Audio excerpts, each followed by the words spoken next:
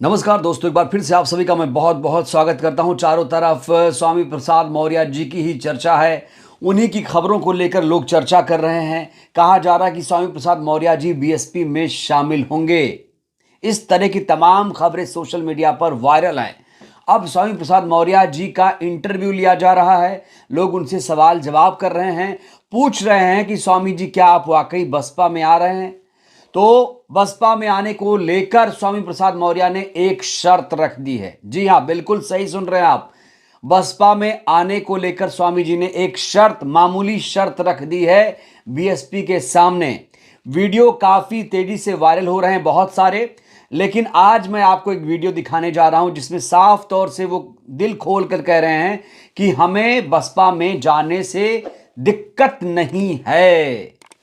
तो स्वामी प्रसाद मौर्य जो बसपा के पूर्व राष्ट्रीय महासचिव हैं, नेता प्रतिपक्ष रह चुके हैं, बसपा अध्यक्ष रह चुके हैं, कैबिनेट मंत्री रह चुके हैं, क्या वाकई वो बीएसपी में आएंगे? क्या मायावती जी अगर उन्हें बुलाएंगी तो क्या वाकई स्वामी प्रसाद मौर्य जी बसपा में शामिल होंगे? ये सभी के जहन में ये सवाल खड़ा हो रहा है। इस बीच स्वामी प्रसाद मौर्य जी ने बसपा को लेकर एक टिप्पणी कर दी है। बसपा के ऊपर एक टिप्पणी की है कि मान्यवर कांशीराम जी के निर्वाण के बाद बसपा में बहुत सारा परिवर्तन हुआ है। अगर बसपा के नेता अपना ग्राफ ऊपर उठाना चाहते हैं तो मान्यवर जी के उन विचारों को फिर से इंप्लीमेंट करना पड़ेगा। मान्यवर जी के वो विचार कि सभी समाज के लोगों से नेता बनाया जाए। दोस्तों, ये बात किसी से छुपी नहीं है कि मान्यवर जी ने कई समाज के लोगों को नेता बनाया और उन्हीं में से हैं स्वामी प्रसाद मौर्य जी। स्वामी प्रसाद मौर्य जी आज अगर नेता हैं तो बीएसपी की वजह से, मान्यवर जी की वजह से हैं। और आज जो भी पार्टी आप देख रहे हैं, जहां भी बड़े बड़े लोग पहुंचे हुए हैं, उसमें से ज्यादातर लोग बसपा से निकले हुए ही नेता हैं। तो स्वामी प्रसाद मौर्य की बसपा को लेकर टिप्पणी क्या है, सबसे पहले मैं आपको वो दिखाना चाहता हूं कि किस तरीके से वो ये बता रहे हैं कि कहीं ना कहीं मूवमेंट में बिखराव आया है मान्यवर जी के निर्वाण के बाद।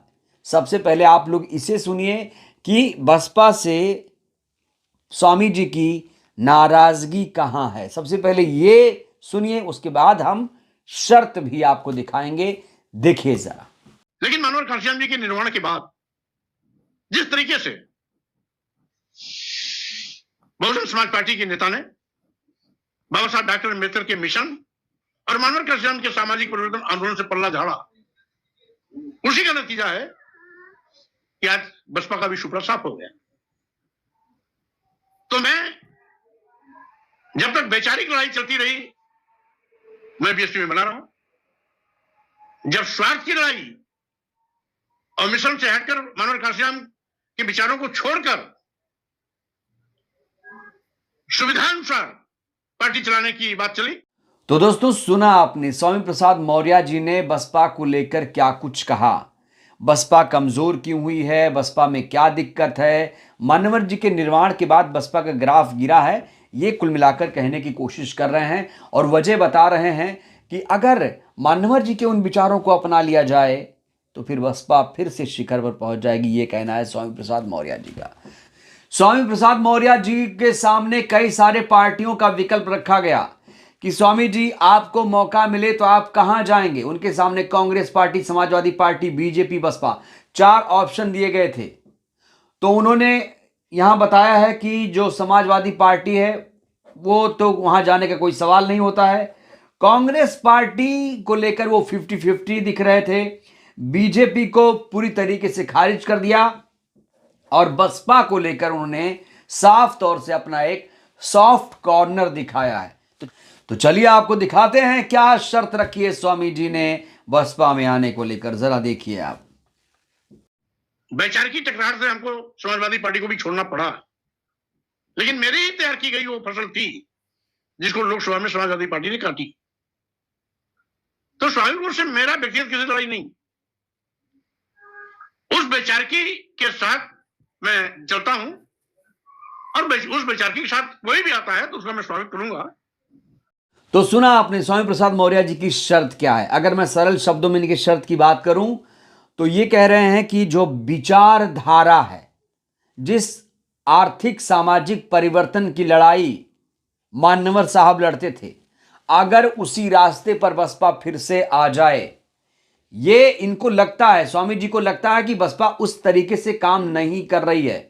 और देखिए, स्वामी जी कोई छोटे मोटे कार्यकर्ता नहीं है, बड़े नेता हैं। तो इनके विचारों को खारिज करने से पहले थोड़ा सा इनके बयान के बारे में सोचना पड़ेगा कि जो बात स्वामी जी कह रहे हैं कि बसपा अपने विचारधारा से हट गई है, और स्वामी जी ऐसा नहीं, बहुत सारे लोग ऐसा कह रहे हैं जो बसपा में नहीं है।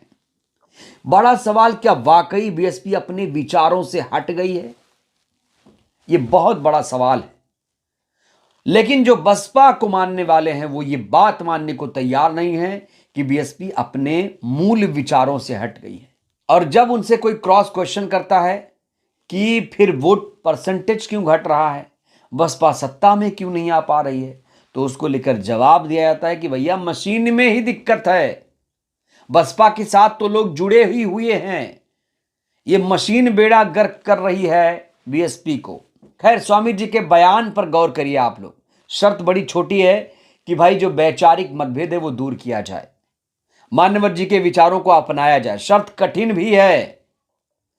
तो कुल मिलाकर अब स्वामी जी के पाले में गेंद आ गई है।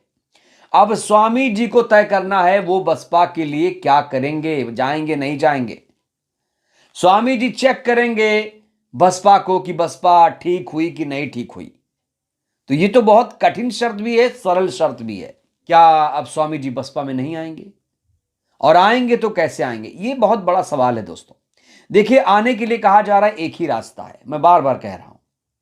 चूंकि जो स्वामी जी हैं उन्होंने स्वयं बसपा छोड़ी थी, 70% लोगों ने पार्टी छोड़ी, 30% लोग निकाले गए। तो स्वामी जी के लिए अच्छी बात यह है कि वो पार्टी से निकाले नहीं गए थे। और आमतौर पर यह देखा भी जाता है, जो कोई कंपनी से अगर कोई निकाल लिया जाता है तो कंपनी उसे रखती नहीं है। जब कोई कंपनी खुद छोड़ के जाता है तो उस कंपनी की नज़र में उसकी वैल्यू होती है। हालांकि ये पार्टी की बात है और सियासत में कोई किसी का दोस्त दुश्मन नहीं होता है। यहाँ रातों रात फैसले हो जाते हैं।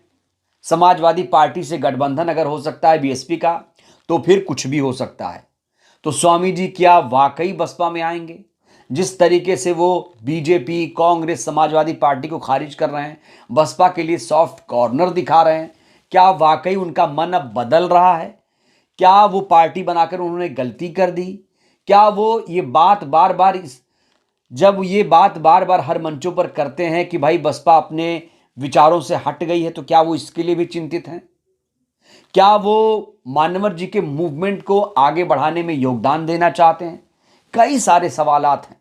हालांकि बार बार इस सवाल का जवाब स्वामी जी यही देते हैं कि मैं तो अकेले हूं, फिर भी मान्यवर जी के विचारों को बढ़ा रहा हूं। बसपा के साथ रहूं तब भी, बसपा के साथ नहीं हूं तब भी, मैं मान्यवर जी के विचारों को आगे बढ़ा रहा हूं। देखिए, स्वामी जी कोई एक नेता नहीं है। अगर स्वामी जी बसपा में आते हैं, बसपा का उससे बहुत ज्यादा फायदा होगा। ओबीसी वोट बैंक बढ़ जाएगा। जो मौर्या वोटर हैं, जिनकी ये अच्छी खासी तादाद है उत्तर प्रदेश में, तो वो जो वोटर हैं वो बसपा के साथ जुड़ेंगे। ओबीसी वोट बैंक बीएसपी के साथ नहीं है, अभी वो छिटक गया है। दलित वोट बैंक में भी बंटवारा हो रहा है, सेंधमारी हो रही है। सवर्ण वोटर तो बीजेपी के साथ ही जा रहा है। तो अगर कोई पार्टी सिर्फ एक जाति, एक समुदाय के वोटर से चलना चाहती, सत्ता पाना चाहती है, तो भैया ये तो असंभव है। तो मायावती जी क्या करेंगी? क्या स्वामी जी को ऑफर करेंगी, नाम लेकर ट्वीट करेंगी, फोन करेंगी? स्वामी जी क्या खुद से पहल करेंगे? क्या खुद ही वो फोन करेंगे, खुद ही जाएंगे मिलने के लिए? ये बहुत बड़ा सवाल है। लेकिन कुल मिलाकर मैं आपको बताऊं तो एक्सरसाइज जो शुरू हुई है उसके सकारात्मक नतीजे आ सकते हैं, सकारात्मक नतीजे। और ये नहीं भूलना चाहिए कि 15 जनवरी को बहन जी का जन्मदिन है और उस तारीख को बड़ा ऐतिहासिक माना जा रहा है।